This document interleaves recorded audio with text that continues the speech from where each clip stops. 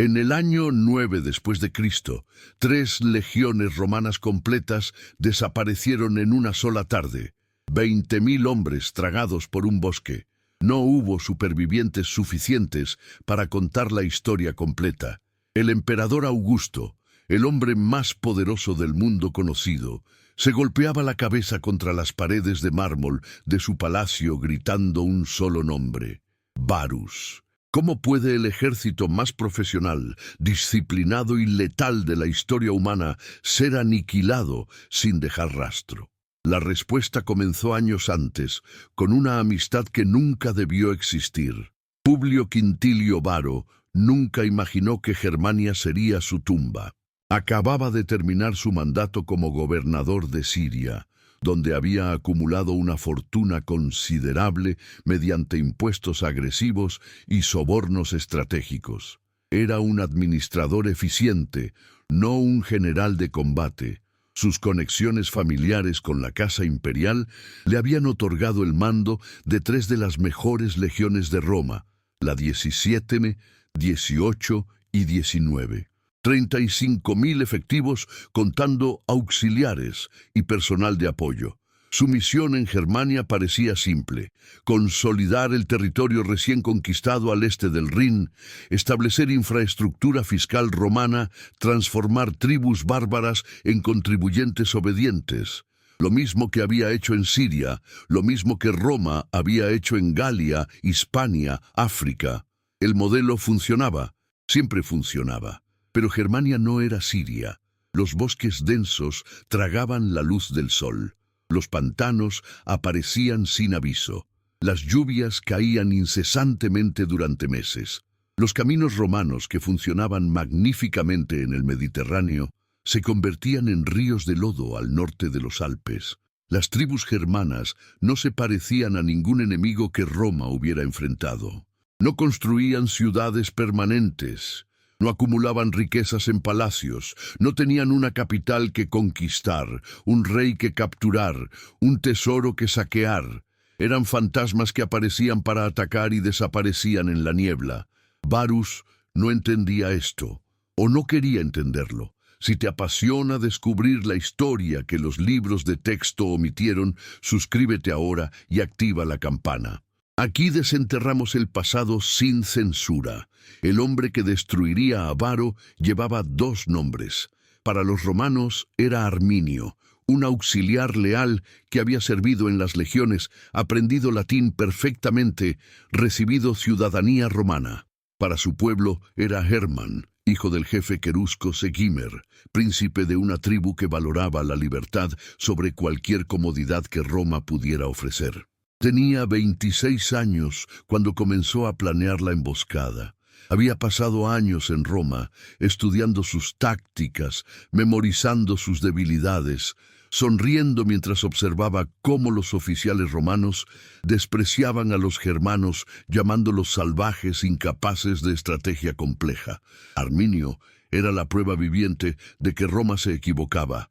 Había peleado en Panonia, demostrado valentía en combate, ganado confianza de comandantes veteranos. Hablaba con Varo regularmente, cenaban juntos. Varo lo consideraba un ejemplo perfecto de cómo la civilización romana podía elevar a los bárbaros. Lo que Varo no sabía era que cada conversación, cada cena, cada paseo por el campamento romano era una sesión de espionaje. Arminio memorizaba rutas de patrulla, contaba efectivos, identificaba oficiales clave, evaluaba moral de tropas y planificaba. El verano del año 9 había sido relativamente tranquilo. Varo estableció su campamento principal cerca del río Weser, en lo que hoy es el noroeste de Alemania. Las legiones construyeron fortificaciones estándar, muros de madera, torres de vigilancia, almacenes. Patrullaban el territorio, cobraban impuestos. Algunas tribus germanas aceptaban la autoridad romana. Otras se retiraban más profundo en los bosques. Varo interpretaba esto como progreso. Los bárbaros aprendían que resistir era inútil. Para septiembre consideraba la región mayormente pacificada. Planeaba mover las legiones de regreso a sus cuarteles de invierno al oeste del Rin antes de que las lluvias de otoño hicieran los caminos intransitables. Arminio esperaba ese momento. Había pasado meses tejiendo una red de alianzas secretas entre tribus germanas que normalmente se odiaban entre sí: queruscos, caucos, marsos, brúcteros. Tribus que llevaban generaciones peleando por territorio y honor. Arminio los convenció de que Roma era el enemigo común, que una vez establecida nunca se iría, que sus hijos crecerían como esclavos fiscales de un imperio lejano. No todos confiaban en él. Algunos jefes tribales pensaban que Roma era demasiado poderosa para desafiarla. Otros sospechaban que Arminio seguía siendo leal a Roma, y esto era una trampa. Arminio tuvo que demostrar su compromiso de formas que no podía revertir. A finales de agosto, Arminio comenzó a reportar a Varo sobre una rebelión menor en territorio querusco, lejos de la ruta principal de regreso al Rin. Tribus locales supuestamente atacando asentamientos amigos de Roma, quemando granjas, robando ganado. Nada demasiado alarmante, pero suficiente para requerir atención. Varo consideró enviar solo un destacamento, pero Arminio insistió en que una demostración de fuerza completa aplastaría cualquier pensamiento de resistencia futura. 3 legiones marchando a través del territorio rebelde enviarían un mensaje claro. Varus encontró la lógica convincente. Era exactamente el tipo de operación de castigo que Roma ejecutaba rutinariamente. Lo que Varo no sabía era que la rebelión era ficticia. No había granjas quemadas, no había tribus rebeldes. Solo había un camino cuidadosamente seleccionado que atravesaba el peor terreno posible. Un corredor estrecho entre bosques densos y pantanos traicioneros. Un lugar donde la formación romana no podría desplegarse, donde la caballería no podría maniobrar, donde la superioridad táctica de las legiones se evaporaría. Arminio había encontrado el único lugar en Germania donde 20.000 romanos podían ser derrotados por fuerzas numéricamente inferiores. El 9 de septiembre del año 9, las 3 legiones abandonaron su campamento seguro. La columna de marcha se extendía por kilómetros, legionarios cargando equipo completo, 60 libras de armadura, armas, herramientas de construcción, raciones. Auxiliares germanos que Arminio había reclutado personalmente. Personal no combatiente, escribas, médicos, comerciantes que seguían las legiones. Familias de soldados que preferían viajar con las tropas antes que quedarse en campamentos vulnerables. Carretas cargadas con suministros, tesoro, equipo de asedio, todo el ecosistema móvil de una fuerza romana en campaña. 15.000 combatientes efectivos, otros 20.000 no combatientes. Una ciudad moviéndose a través del bosque. Arminio cabalgaba junto a Varus, señalando características del terreno, explicando que el camino se volvería más fácil después de atravesar esta sección difícil. Varus confiaba completamente. ¿Por qué no? Arminio era ciudadano romano, había jurado lealtad. Su padre y su tribu habían aceptado la autoridad romana. No había razón para sospechar. Los romanos habían conquistado medio mundo usando auxiliares locales exactamente así. El sistema funcionaba porque Roma ofrecía algo que ningún bárbaro podía rechazar: ciudadanía, riqueza, poder dentro del sistema imperial. ¿Por qué alguien traicionaría eso? La marcha comenzó bajo un cielo gris. Para el mediodía, una lluvia ligera. Para la tarde, un aguacero constante. El camino se convirtió en lodo. Las carretas se atascaban cada pocos cientos de metros. La columna se ralentizaba, se estiraba, perdía cohesión. Los oficiales veteranos empezaban a sentir inquietud. Algo no se sentía bien, pero Varus insistía en continuar. Solo necesitaban alcanzar el territorio rebelde, hacer una demostración de fuerza y regresar a los cuarteles de invierno. Unos días más. El bosque no podía extenderse para siempre. ¿Cuándo exactamente Arminio y sus auxiliares germanos abandonaron la columna? Los relatos romanos no están de acuerdo. Algunos dicen que desapareció durante la primera noche, otros que esperó hasta el momento del ataque. Lo que está claro es que cuando las legiones se adentraron en el peor tramo del bosque, los germanos que supuestamente estaban guiándolos habían desaparecido. Y en su lugar, miles de guerreros tribales esperaban en silencio entre los árboles. El bosque de Teutoburgo no es una sola ubicación, es una región de colinas boscosas, pantanos ocultos, barrancos estrechos, todo cubierto por robles antiguos tan densos que el suelo permanece en penumbra permanente. El camino que Arminio había seleccionado serpenteaba a través del peor terreno, obligando a las legiones a marchar en una columna larga y vulnerable, en lugar de la formación cuadrada defensiva estándar. Los flancos quedaban expuestos a bosques, donde la visibilidad se medía en metros. La vanguardia no podía comunicarse con la retaguardia. Un ejército que funcionaba como una máquina perfecta en campo abierto se había convertido en una serpiente ciega arrastrándose a través de un laberinto. El primer ataque llegó sin aviso. No hubo cuernos de guerra, no hubo gritos de batalla. Solo una lluvia de lanzas emergiendo del bosque. Docenas de legionarios cayeron antes de que alguien pudiera gritar alarma. Para cuando los romanos intentaron formar línea defensiva, los germanos ya habían desaparecido de nuevo entre los árboles. Esto no era una batalla, era un asesinato sistemático. Los oficiales romanos gritaban órdenes. Formar testudo, la formación de tortuga con escudos entrelazados, pero el terreno embarrado hacía imposible mantener la formación. Los soldados resbalaban, se separaban, quedaban expuestos. Otra ola de lanzas, más hombres cayendo. Los gritos de heridos se mezclaban con el sonido de lluvia golpeando armadura.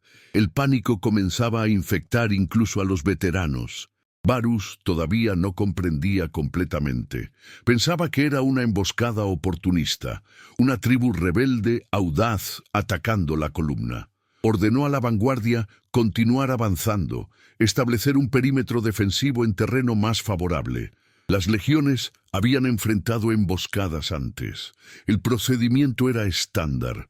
Formar una cabeza de playa fortificada, concentrar las fuerzas, contraatacar metódicamente. Roma no perdía batallas porque enemigos bárbaros los atacaran por sorpresa. Roma ganaba porque podía absorber el castigo inicial y luego aplastar al enemigo con organización superior. Pero Arminio no estaba peleando una batalla, estaba ejecutando una carnicería planificada. Sus guerreros atacaban, se retiraban, atacaban de nuevo desde un ángulo diferente. Nunca se comprometían a combate directo donde la disciplina romana pudiera prevalecer. Usaban el bosque como arma. Los romanos no podían ver a sus atacantes hasta que las lanzas ya estaban en el aire. No podían perseguir porque el terreno hacía imposible el movimiento rápido con armadura completa. No podían comunicarse porque la columna se había fragmentado en múltiples segmentos separados. La primera noche fue pura miseria. Las legiones intentaron establecer un campamento fortificado, pero el terreno pantanoso y la lluvia constante hacían imposible cavar trincheras apropiadas. Los germanos atacaban constantemente, no permitiendo descanso. Los heridos gemían en la oscuridad. Los suministros médicos eran inadecuados. El pánico se extendía entre el personal no combatiente. Familias de soldados que nunca debieron estar en esta marcha ahora estaban atrapadas en medio de una pesadilla. Varus finalmente comenzaba a comprender. Esto no era una escaramuza menor, era una trampa cuidadosamente planificada. Arminio lo había traicionado. Las tribus germanas estaban coordinadas, organizadas, ejecutando una estrategia sofisticada, pero todavía tenía 3 legiones, todavía tenía 15.000 soldados profesionales. Si podían alcanzar terreno abierto, si podían formar líneas apropiadas, todavía podían pelear. Roma nunca había perdido 3 legiones completas. No era posible, no podía ser posible. La segunda jornada fue peor que la primera. La lluvia intensificaba, el camino desaparecía bajo agua estancada. Las carretas tenían que ser abandonadas, dejando atrás equipo vital, suministros, tesoro. Los heridos que no podían caminar tenían que ser abandonados. Algunos oficiales propusieron dejar atrás todo el equipaje y el personal no combatiente, que las legiones marcharan rápido y ligero hacia territorio seguro. Varus rechazó la idea. No abandonaría a las familias. No dejaría el tesoro imperial para los bárbaros. Las legiones se moverían como una unidad o no se moverían. Los ataques germanos se volvían más audaces. Ya no solo lanzas desde la distancia, ahora asaltos rápidos con espadas cortas, atacando puntos débiles de la columna, matando oficiales, sembrando más caos. Los auxiliares germanos que habían permanecido con las legiones comenzaban a desertar, algunos abiertamente uniéndose a los atacantes. La traición estaba en todas partes. Nadie sabía en quién confiar. Estamos documentando cada detalle de este conflicto. Si valoras este nivel de profundidad que no encuentras en otros canales, dale un like y únete a nuestra comunidad. Para la tarde del segundo día, las 3 legiones se habían fragmentado en múltiples grupos separados. La vanguardia había avanzado varios kilómetros intentando encontrar terreno defendible.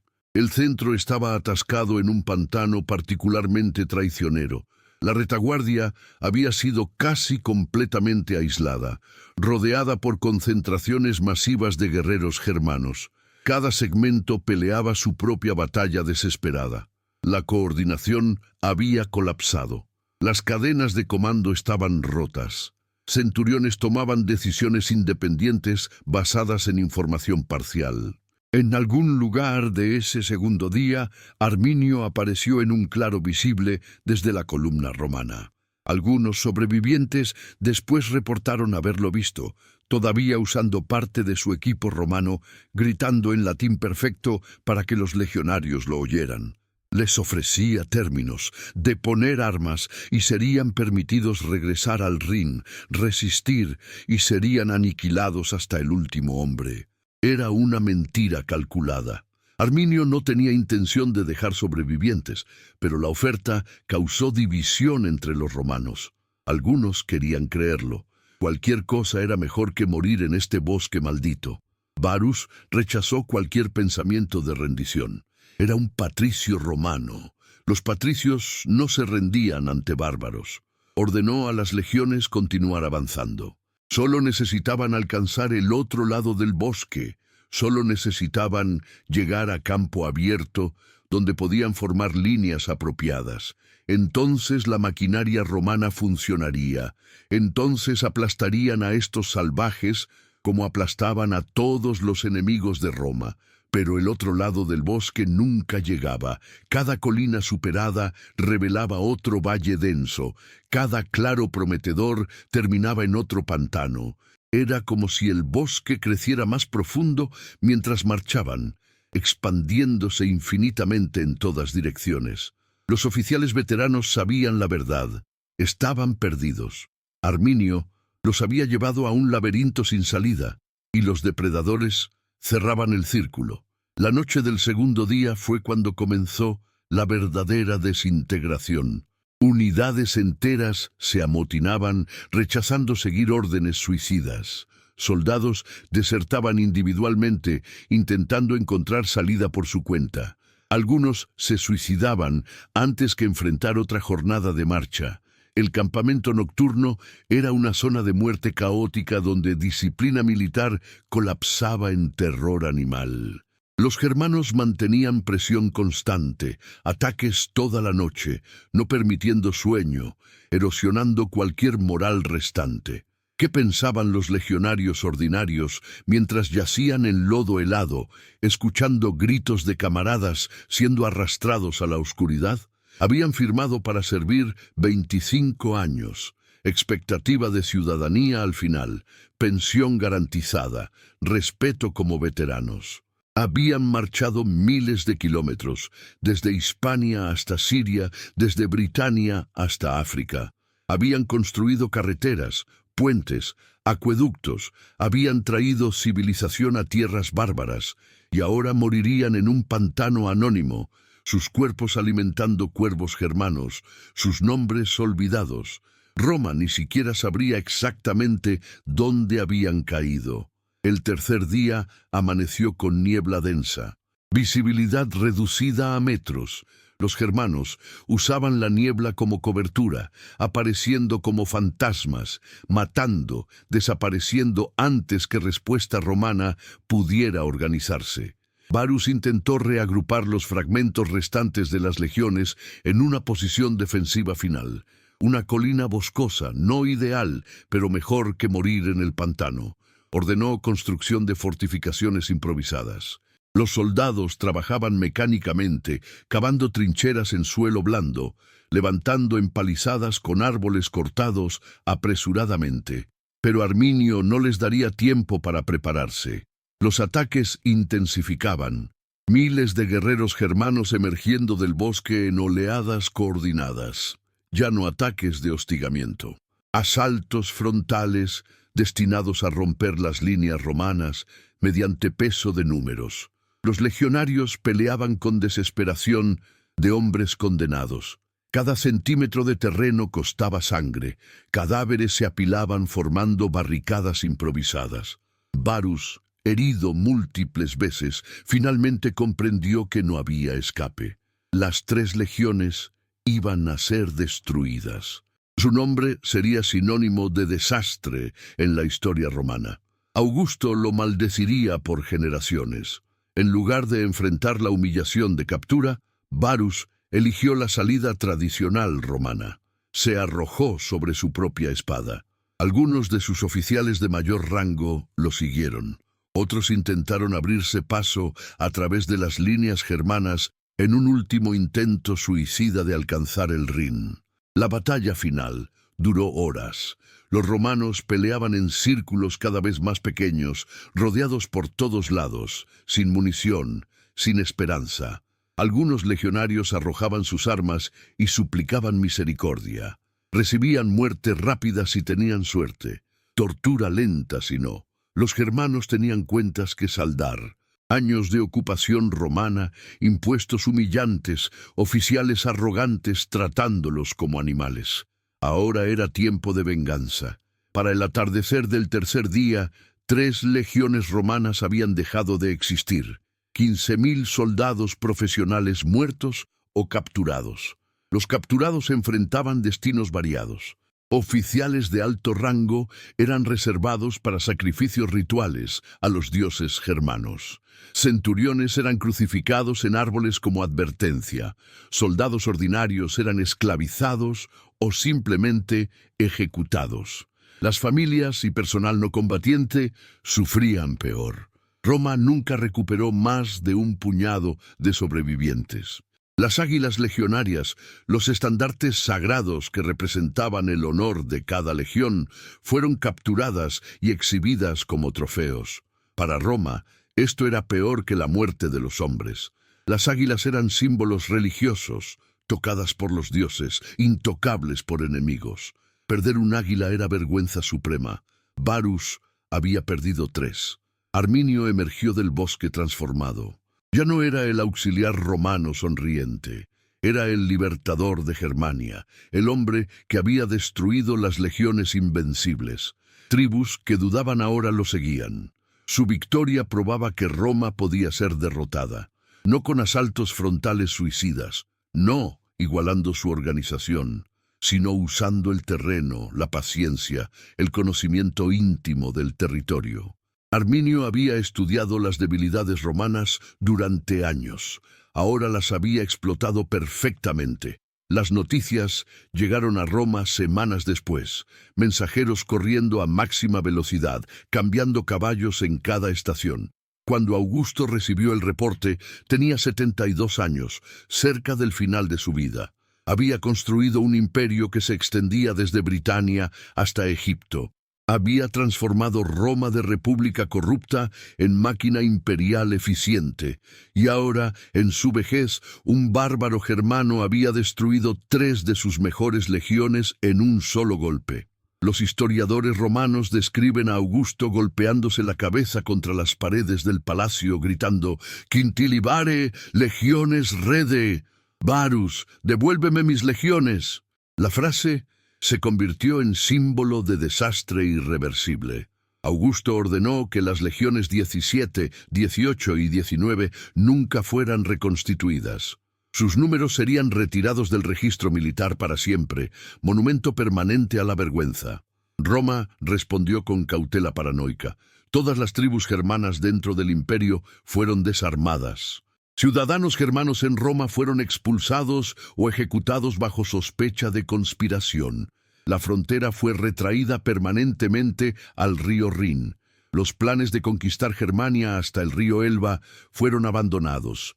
Roma nunca volvería a intentar seriamente expandirse al este del Rin. La frontera natural del río se convirtió en límite permanente del imperio en el norte. Pero la historia no termina con la victoria de Arminio. La destrucción de las 3 legiones fue solo el principio de un conflicto que definiría el límite del poder romano y cambiaría el curso de la civilización occidental. Lo que Arminio había iniciado en el bosque de Teutoburgo enviaría ondas de choque a través de décadas, transformando la política romana, redefiniendo estrategia imperial y finalmente dividiendo al propio Arminio de sus aliados en formas que nadie podía predecir. Las repercusiones sacudirían el mundo romano hasta sus cimientos, porque Roma nunca olvidaba una derrota y nunca perdonaba una traición. La historia no termina aquí. Asegúrate de estar suscrito para que YouTube te notifique inmediatamente cuando subamos la conclusión de esta saga. Parte 2. El precio de la victoria. El bosque de Teutoburgo permaneció intocado durante 6 años. Los cuerpos de 20.000 romanos se pudrieron donde cayeron, sus huesos blanqueándose bajo las lluvias germanas, sus armaduras oxidándose en el lodo. Las águilas legionarias desaparecieron en templos tribales secretos, adoradas como trofeos sagrados de una victoria imposible. Roma, la máquina militar invencible que había conquistado el mundo mediterráneo, había sido humillada por tribus que sus generales consideraban salvajes analfabetos. Pero Roma nunca olvidaba y nunca perdonaba. Si acabas de llegar, suscríbete para no perderte el archivo completo de documentales que estamos construyendo. Augusto murió en el año 14, todavía obsesionado con el desastre. Su último acto relacionado con Germania fue advertir a su sucesor Tiberio que nunca intentara expandirse al este del Rin. Germania era un abismo que tragaba legiones. Mejor mantener la frontera en el río, dejar que los bárbaros se mataran entre sí en sus bosques interminables. Pero Tiberio tenía otro plan. No reconquistaría Germania, la vengaría. El comandante elegido para esta misión era sobrino de Augusto y hijo adoptivo de Tiberio, Germánico César. Tenía 30 años, era carismático, popular con las tropas y llevaba el peso de restaurar el honor romano. No iría solo. Llevaría 8 legiones completas, 40.000 legionarios veteranos, más auxiliares, caballería, equipo de asedio. Sería la mayor fuerza militar romana jamás reunida para una sola campaña en el norte. Germánico cruzó el Rin en el año 14 con objetivos claros. Primero, localizar y enterrar apropiadamente los restos de las legiones de Varus. Segundo, recuperar las águilas legionarias. Tercero, castigar a las tribus que habían participado en la emboscada. Cuarto, capturar o matar a Arminio. La campaña duraría años. Sería brutal, sistemática, sin misericordia. Las primeras incursiones fueron ataques punitivos diseñados para aterrorizar. Germánico no intentaba ocupar territorio. Atacaba aldeas, quemaba cosechas, esclavizaba poblaciones. Se retiraba antes que los germanos pudieran organizar respuesta efectiva. Era terrorismo de Estado a escala industrial. Los mensajes eran claros. Traicionar a Roma tenía consecuencias que durarían generaciones. En el año 15, Germánico finalmente localizó el sitio de la masacre. 6 años después, el bosque todavía mostraba evidencia de la batalla.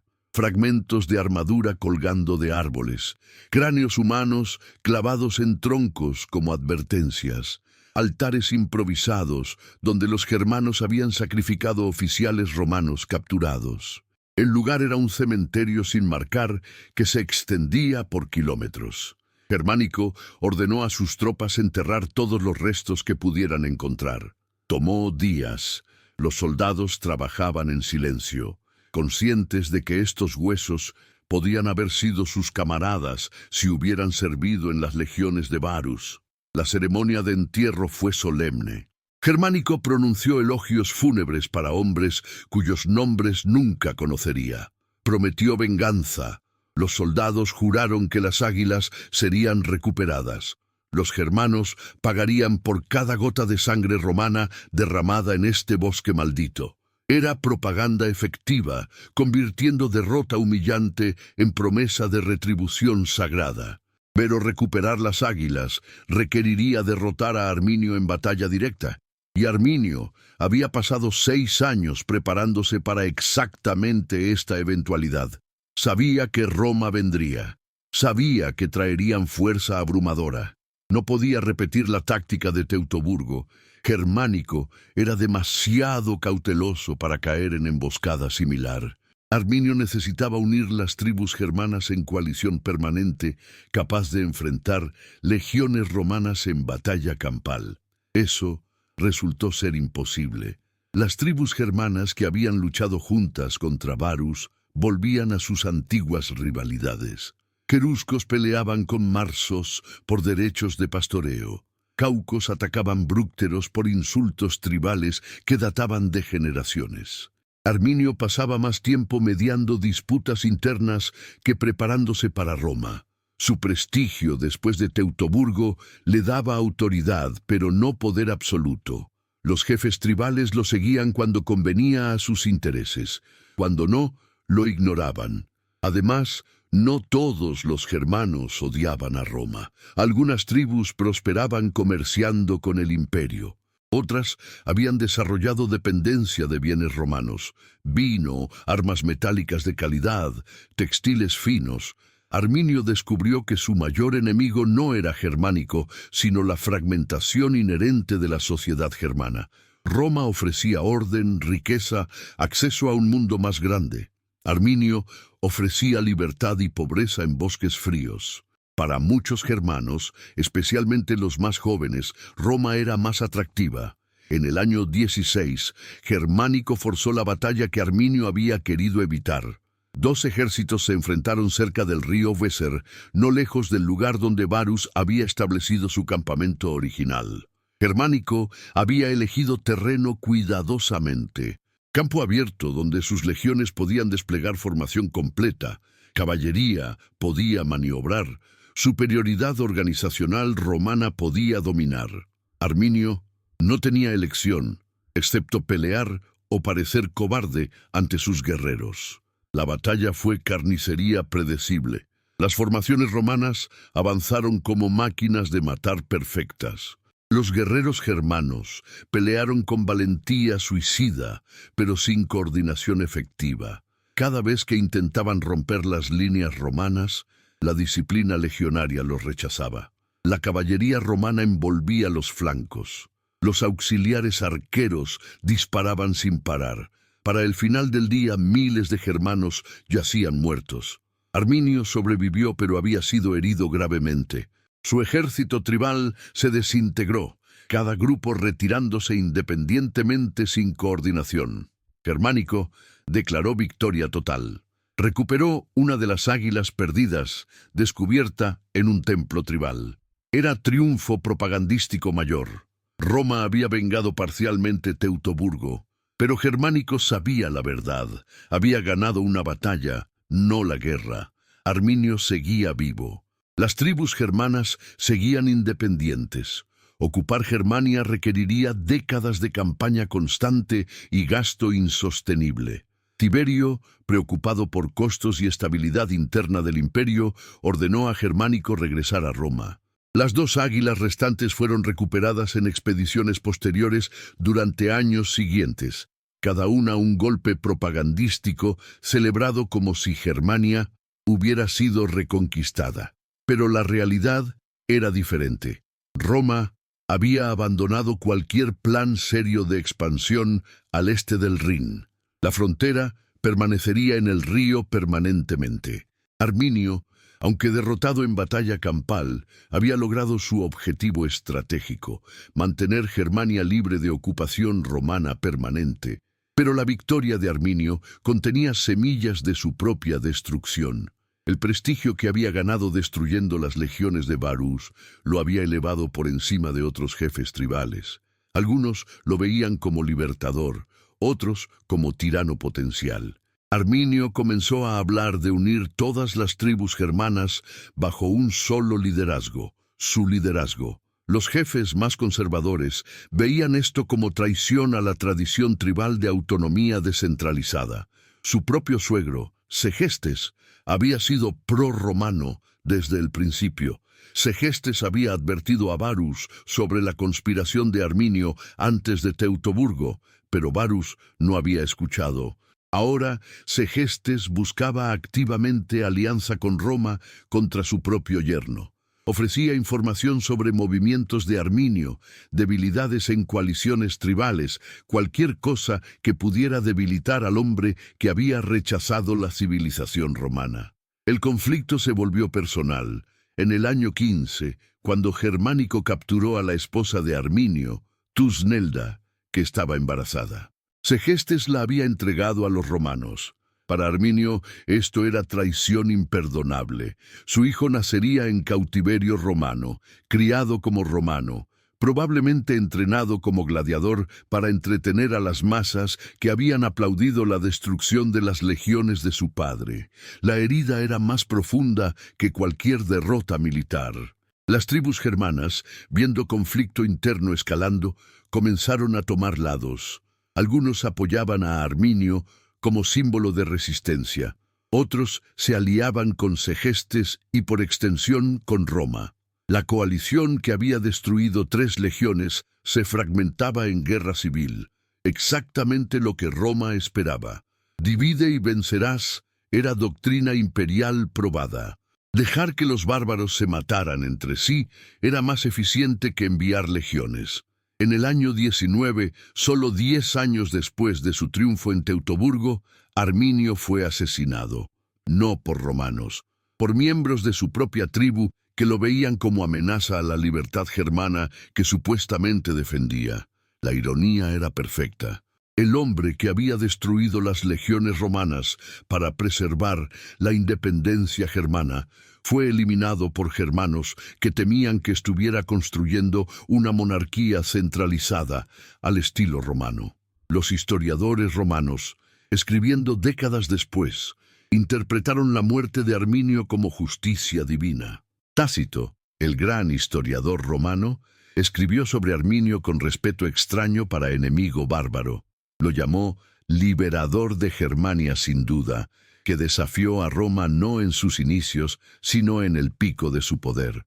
Pero también notó que Arminio murió por manos de su propia gente, sugiriendo que los bárbaros eran incapaces de unidad sostenida, que la civilización romana era superior incluso en derrota. ¿Qué legado dejó Arminio? Para Roma confirmó decisión estratégica de no expandirse más allá del Rin. Los emperadores siguientes fortificaron la frontera, construyeron el Limes Germanicus, una línea de fortificaciones que se extendía cientos de kilómetros. Germania permanecería fuera del imperio permanentemente, una tierra de tribus bárbaras que comerciaban con Roma, pero nunca se sometían completamente. Para los germanos, Arminio se convirtió en figura mítica. Durante siglos, las historias de su victoria circularon oralmente, transformándose en leyenda, pero no condujo a unificación política. Las tribus germanas continuaron fragmentadas, peleando entre sí tanto como contra enemigos externos.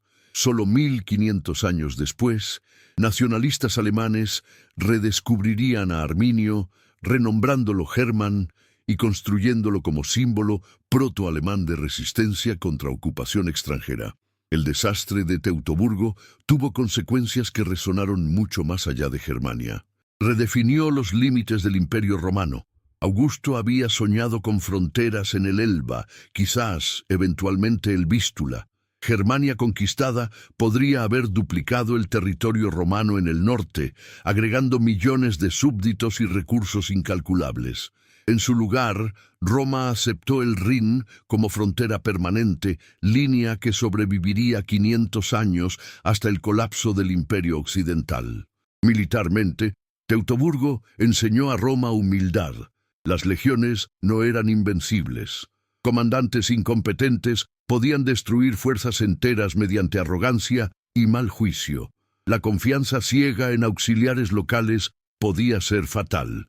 Roma aprendió a ser más cautelosa en territorios hostiles, a mantener líneas de comunicación más cortas, a nunca extender columnas de marcha tan vulnerablemente. Políticamente, el desastre aceleró transición de república a autocracia militar. Augusto había mantenido ficción de instituciones republicanas. Después de Teutoburgo, el énfasis cambió completamente a emperador como comandante supremo cuya autoridad no podía cuestionarse. La seguridad del imperio requería poder centralizado absoluto. Cualquier debilidad podía invitar desastre. Culturalmente, Teutoburgo reforzó prejuicios romanos sobre bárbaros. Si Germania no podía ser conquistada, entonces los germanos debían ser inherentemente salvajes, incapaces de civilización, dignos solo de contención, no integración. Esta actitud permearía pensamiento romano sobre pueblos más allá de las fronteras durante siglos, contribuyendo eventualmente a la incapacidad romana de integrar las oleadas migratorias germanas que finalmente abrumarían el imperio occidental. La batalla también preservó diversidad cultural europea. Si Roma hubiera conquistado Germania hasta el Elba, los pueblos germánicos habrían sido romanizados como galos, hispanos, britanos. Habrían adoptado latín, leyes romanas, religión romana, cultura romana. En su lugar, Germania desarrolló independientemente, preservando lenguas germánicas, estructuras sociales tribales, tradiciones religiosas paganas. Cuando las tribus germanas finalmente entraron al imperio siglos después, lo hicieron como conquistadores que transformaron el mundo romano en lugar de ser transformados por él. Desde perspectiva de historia mundial, Teutoburgo fue uno de esos momentos bisagra donde curso de civilización cambió direcciones. Si Varus hubiera sido más competente, si Arminio hubiera permanecido leal, si las 3 legiones hubieran sobrevivido, el mapa de Europa sería irreconociblemente diferente. No habría división nítida entre Europa romans y Europa germánica. No habría frontera cultural a lo largo del Rin que todavía define política europea moderna. El equilibrio de poder que dio forma a la Edad Media, el Renacimiento, la era moderna, todo dependía en parte de que Roma detuviera su expansión en el Rin. Para los soldados ordinarios que murieron en el bosque, no había gloria, no había reconocimiento individual, no había memoriales con nombres grabados, simplemente desaparecieron en el lodo germano. Sus familias recibiendo notificación escueta de que los esposos, padres, hijos, no regresarían. Sus cuerpos alimentaron cuervos, sus armaduras fueron recicladas por herreros germanos. Sus historias fueron olvidadas, excepto como estadísticas en desastre masivo. Sintieron que su sacrificio importaba. Comprendieron que estaban muriendo en el intento de expandir imperio que enriquecía a aristocracia romana, mientras ellos recibían salarios miserables y esperanza distante de pensión al final de 25 años de servicio. Probablemente no pensaban en términos tan abstractos, mientras las lanzas germanas los atravesaban. Probablemente solo querían sobrevivir, regresar a sus compañeros, tal vez matar suficientes enemigos para vengar camaradas caídos. La mayoría murió sin tiempo para pensamientos complejos, solo terror animal y dolor final. Los arqueólogos modernos continúan descubriendo evidencia de la batalla. Excavaciones en Calcris, considerado el sitio más probable de Teutoburgo, han desenterrado miles de artefactos, puntas de lanza, fragmentos de armadura, monedas romanas, huesos humanos con marcas de trauma violento. Cada objeto cuenta historia microscópica de horror de aquellos 3 días, en septiembre del año 9. Una moneda de un soldado que nunca la gastaría. Una punta de lanza que mató a alguien cuyo nombre nunca conoceremos. Un fragmento de cráneo con corte limpio de espada germana. El sitio es ahora museo y parque conmemorativo. Turistas caminan senderos bien mantenidos a través del bosque, leyendo placas informativas, imaginando terror de estar atrapado aquí con miles de guerreros atacando desde todos lados. Es experiencia domesticada, sanitizada, imposible de realmente comprender. Los senderos son seguros, los bosques son bonitos, no hay lodo, ni lluvia, ni pánico, ni muerte. Solo placas que dicen, aquí murieron 20.000 hombres, sin capturar remotamente qué significa eso. La historia es recordada de formas extrañas. En Alemania, monumento a Hermann se erigió en el siglo XIX. Estatua gigante celebrando a Arminio como héroe nacional proto-alemán. Nacionalistas alemanes usaron Teutoburgo como mito fundacional, prueba de que espíritu germano era indomable. Nazis lo adoptaron como propaganda, presentando a Arminio como ario perfecto defendiendo pureza racial contra decadencia romana. Todas estas interpretaciones decían más sobre los intérpretes que sobre eventos históricos reales. Para Roma, Teutoburgo fue vergüenza que nunca fue completamente expiada. Las 2 águilas recuperadas fueron celebradas desproporcionadamente porque Roma necesitaba desesperadamente reclamar alguna victoria del desastre. Pero tercera águila nunca fue encontrada. Desapareció en algún santuario tribal o fue destruida, símbolo permanente de límites del poder romano. El impacto más duradero fue psicológico. Antes de Teutoburgo, Roma consideraba expansión como inevitabilidad. El imperio crecería constantemente hasta que todo el mundo civilizado estuviera bajo gobierno romano. Después de Teutoburgo, Roma aceptó que había límites. Algunos territorios no valían el costo de conquista. Algunas fronteras necesitaban ser defensivas, no expansivas.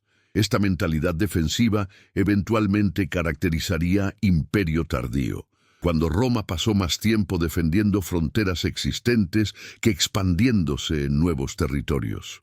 Si quieres que sigamos produciendo documentales de larga duración, la mejor forma de apoyarnos es suscribiéndote.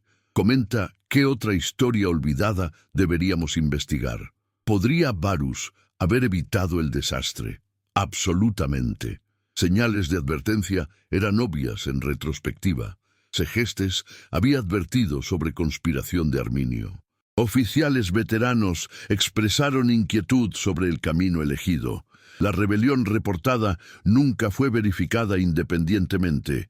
Varus ignoró todo porque confiaba en Arminio y consideraba germanos incapaces de planificación sofisticada.